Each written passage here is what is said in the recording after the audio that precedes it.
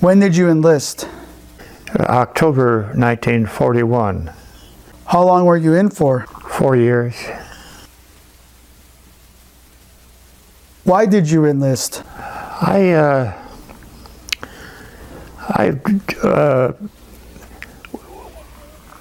always enjoyed the Navy because they used to come into the harbor. The whole Pacific Fleet would come into the harbor each summer, and they would allow people to go out aboard the ships to see the ships.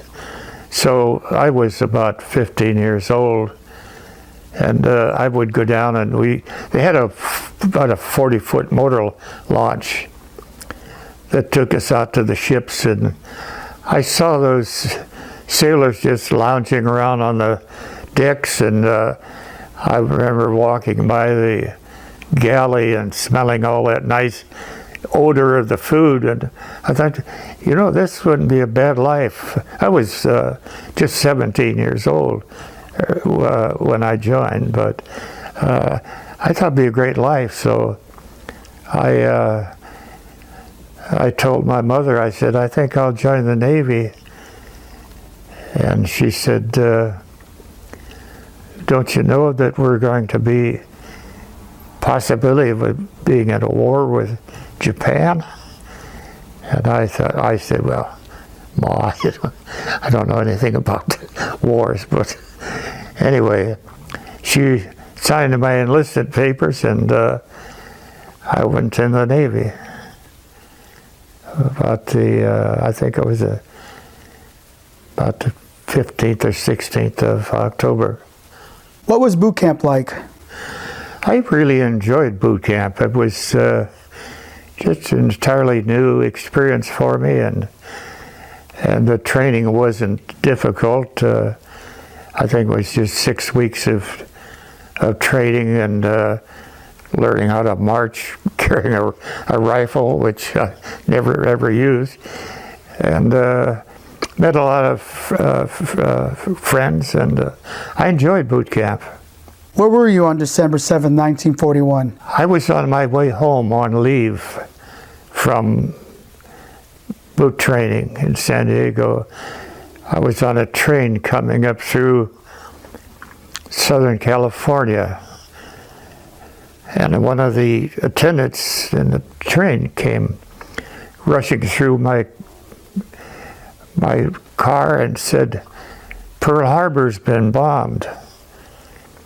And I recall seatmates turning to one another and saying, where's Pearl Harbor? And someone said, I think it's in the Hawaiian Islands. And so we came right up to Portland and then on to Seattle, and then I took a bus home, and I went right down the next day to my recruiting officer. They'd been sending people back to their facilities as soon as the war broke out, and I asked him if I should go back to San Diego. And he said, well, you've only got a 9-day leave. It took you 3 days to get up here. You've only got 3 days at home. Why don't you stay your 3 days and go back? So I did. But then when I got on the train back to San Diego, they were bringing all the heavy fighting equipment across on trains, and our passenger train going back to San Diego was sidetracked. Seemed like every couple of hours we'd pull into a sidetrack and let a military train go back. So I eventually got back to training station, but I was about 3 hours over leave, and they chastised me for that. But that was how how December 7th went. What was your rank and how did you get there? Well, when my detail was transferred up to Bremerton Navy Yards after the war had started, after we were through with the boot camp. They had a crew of, I think there were several hundred of us, because we were filling up the complement of these old battleships. That peacetime, the complement was much lower, but in wartime they had to increase it because of the possibilities of more action. So I was, my ship, the Maryland, was in dry dock, being repaired for some slight damage they had at Pearl Harbor. And we had officers out there picking out, selecting crew members. And my commander was a gunner. He was a chief gunner, and he picked me out. He said, "You're kind of tall." He said, "You can clean off the high ledges." So, and he said, "How'd you like to be a gunner's mate?" And we were standing right on the dry dock, and the Maryland was there, and I'm looking out. We're right behind number 4 turret. And these big 16-inch guns were aimed out over the stern, you know. And I looked at him, I said, "Would I have to shoot those things?" He said, "No." He said, "Ours is just strictly, we have control of all ammunition and the catapult. We have, we launched the observation planes. But that's our duties mainly are our ammunition supply." So I said, "Well, that sounds good." So I joined the gunner's mates. What were your duties? Well, originally I was in working in the magazines, handling ammunition. We'd take on new ammunition, and we would direct the order of where it went. But after the first 2 years, I was assigned to the catapult, and one of the older guys liked me, so he asked me to come out and work with him on the catapult, where we launched we had 2 observation seaplanes that we used for submarine patrol and just other observation duties. So I wound up as catapult captain. I was the last year of my duty. I shot the planes off with a charge of explosives. It was, you know how a catapult works on a ship? Right. Yeah. Well, that's what I wound up at the end of my term doing as catapult captain. What ship were you assigned to, and what was her primary function? I was assigned to the USS Maryland in Bremerton, and it was used. We were used primarily during the war as bombardment of Japanese islands before the invasion. and that was our main function. How was the food? The food was very good. I always enjoyed the food. Being a Depression era young boy, I thought the food was great when I went aboard the ship. They had some great cooks, almost as good as my mother. What was your pay? I started off at $21 a month and moved up through the ranks of, I think, got to be a gunner's mate, first class. I think I was making about 36. And I think at the end I was probably making $55 or $60 a month. Who was your mentor or helped you the most? I believe the one that kind of took me under his wing when I went aboard ship was he was a first-class gunner's mate that he'd been in for several years, and he was from New York. He was he taught me all of the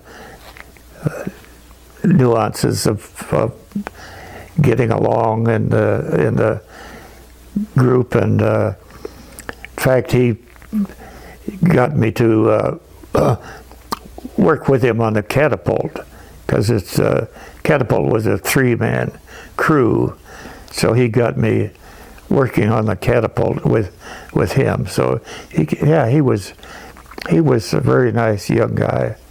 I remember his name was Whitco, Ray Whitco, and he had, of course, that New York accent that was so strange to me for West Coast.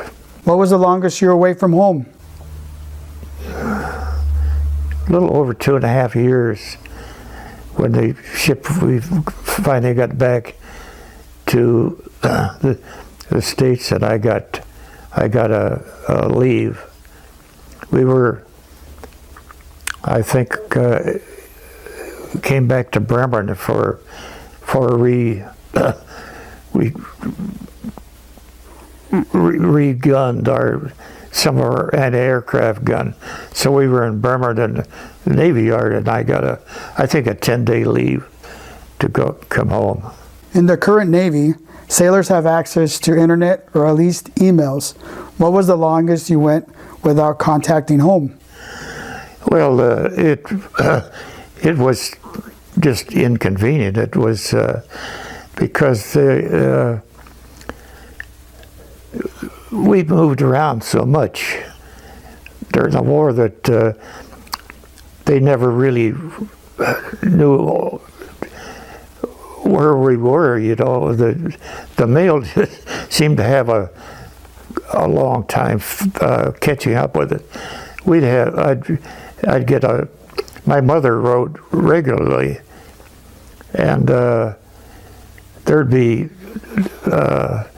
post dates on that were 3 or 4 weeks earlier that the mail had be transferred from some ship to another to where they'd catch up with us, and we'd get our mail, but it was very, very irregular. What was the best place you visited? Best place? I think I enjoyed Honolulu the most.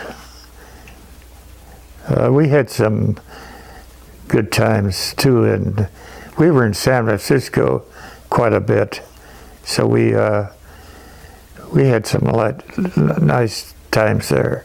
What was it like being underage for the entire war? Well, it was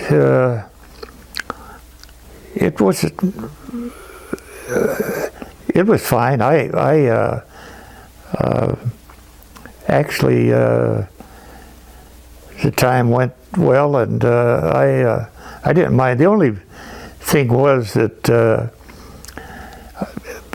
being so much younger than most, that I couldn't go out drinking with the boys. I was too young to drink. So, but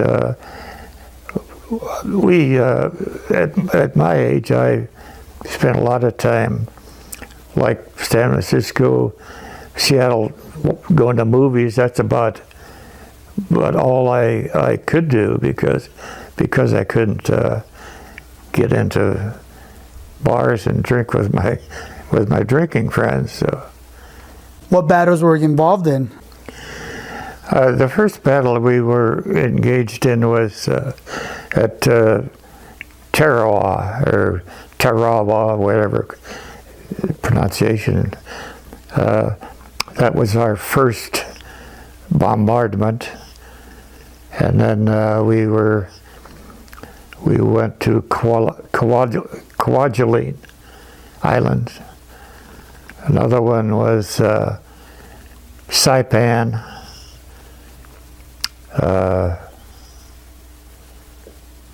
Tinian.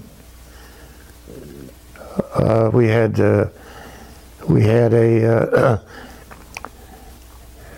sea battle with the Japanese at Leyte Gulf in the Philippines, and then we bombarded Leyte for the Army to take over the island.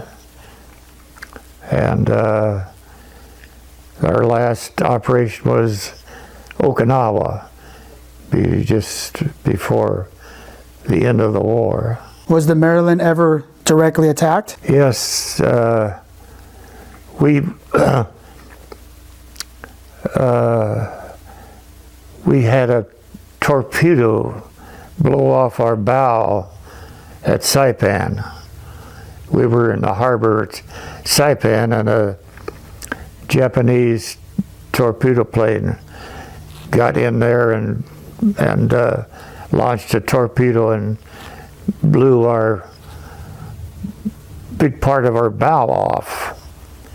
And then we had to go back to slowly to the Pearl Harbor to get it repaired.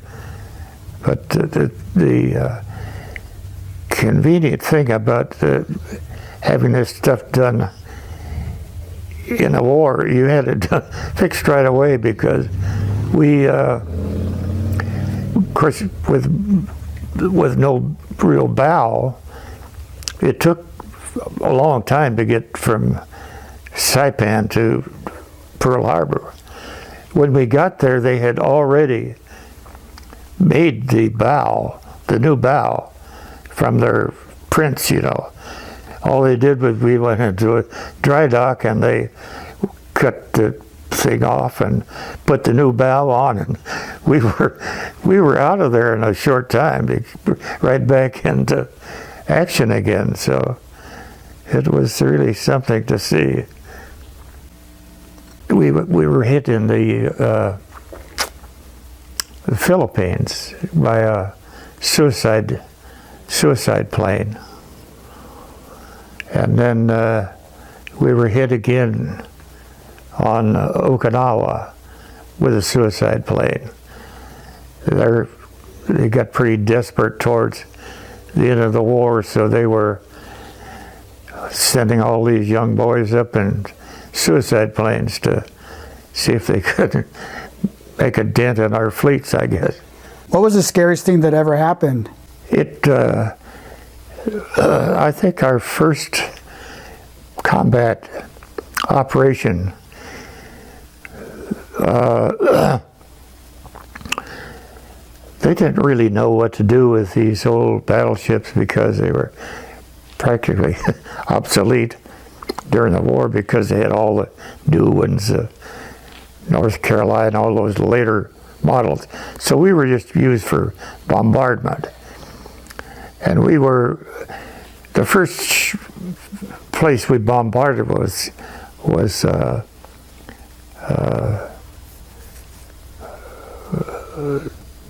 Tarawa,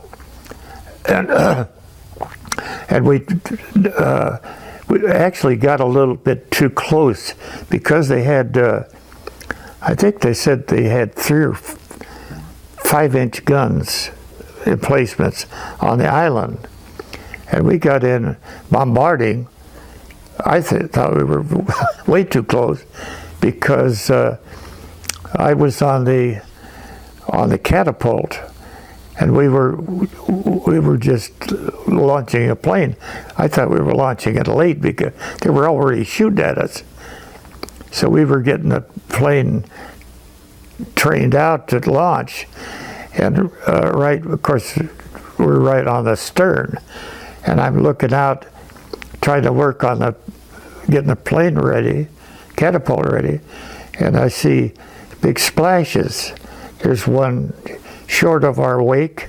Our wake was right there, one short, and then the next one is past the wake.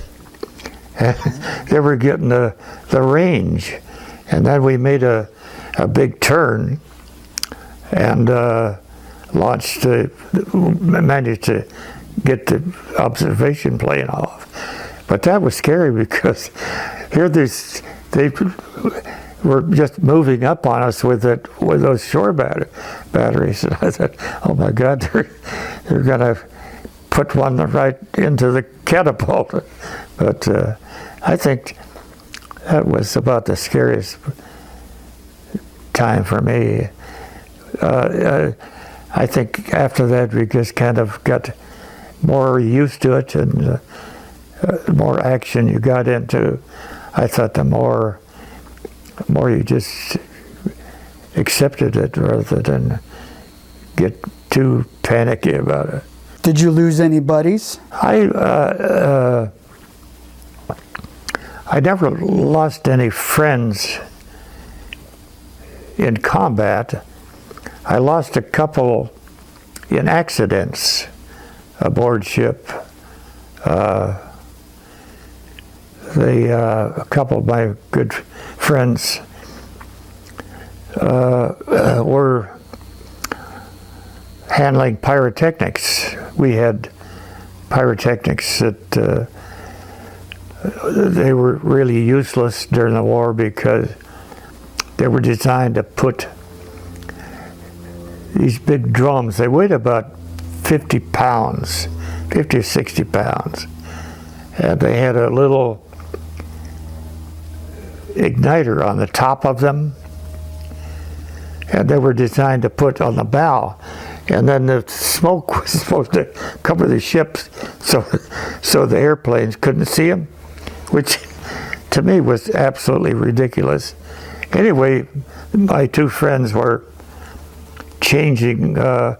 were cleaning in the pyrotechnic locker, which is a small enclosure, and one of the guys they were stacked two or three, one on top of the other, I believe, and he took the one off the top, and when he picked it up, he drug it across the igniter, and all he had to do was hit that igniter with metal, and it set it off and caused steam to go into that small enclosure. And I don't know if they were trying to get it out or trying to get out, but they were both exposed to a lot of this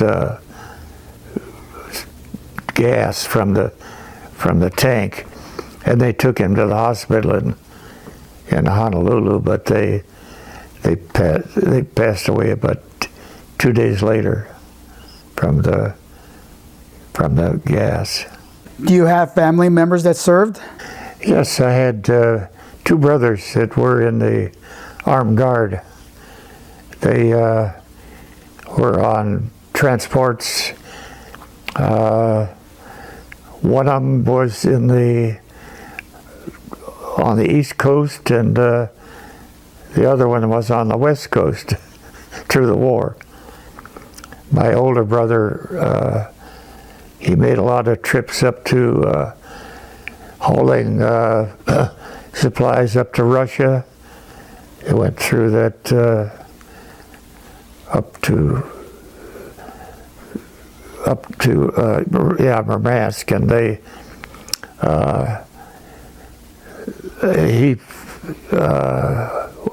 were exposed to quite a bit to submarines. They had these large convoys with destroyers protecting them, but a lot of them got picked off because they had these, Germans had these, what do they call them, those fleets of submarines. U-boats? Yeah, U-boats. But they grouped together and laid for the convoys to come through, and there'd be, I guess, 3 or 4 or 5 submarines attacking the convoy at the same time. And they did a lot of damage. But my other brother, he did most of his work was in the South Pacific Islands, hauling, transporting things back and forth. So that was about they were only in, I think, for about 2.5 years. They went in during the probably the couple of years after the war started, because they were both subject to draft age, so they both joined the Navy to get away from the marching, I guess. What's the thing you missed the most? Oh, probably the friendships that I made during the war. They were awfully close, because you spend that kind of time with friends, especially in wartime situations. It seems like it's more indelible on your mind. You think about the things you did with these different friends, and it just kind of stays with you. I miss, we used to have reunions every year in different parts of the country, and we'd go over there and retell our stories and lies, and had a great time. They programmed them so as the veterans got older, they'd have one on the West Coast and one in the center of the country, and then on the East Coast, so people that had trouble traveling wouldn't have to travel so far. So it was a lot of fun. I think we went to probably 10 or 15 reunions over the years. It was very nice to see the old friends and talk over old history. You got to where the last years, when we got older, we couldn't get the ratings on accommodations and tours and things like that, so they stopped having them altogether, and we were losing a lot of friends as well. So, but it went on for quite a while. It was really enjoyable.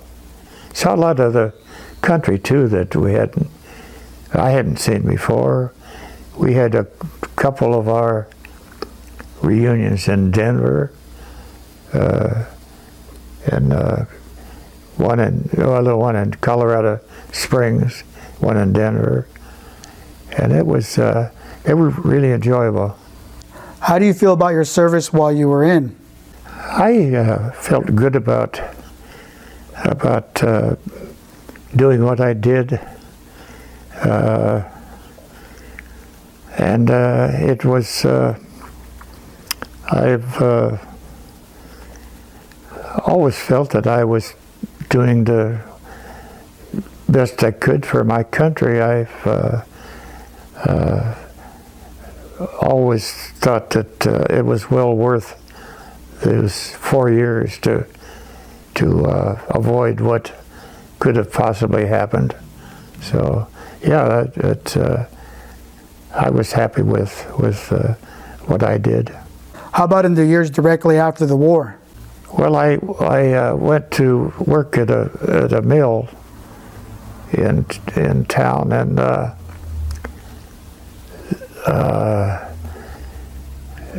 somehow I don't know what it was that everyone that I was associated with wanted to forget about the war. I know, like I said, in later years we talked about it, but right after the war, everyone wanted to forget about it. I've worked with people who were one of my best friends was in the Navy. He was on a cruiser during the war, and we were just drinking partners. We did that was one thing. After the war, I did quite a bit of drinking before I got it all out of my system. I kind of drank it out, and but we never talked about what we did individually. You know, I don't know where he was on his ship.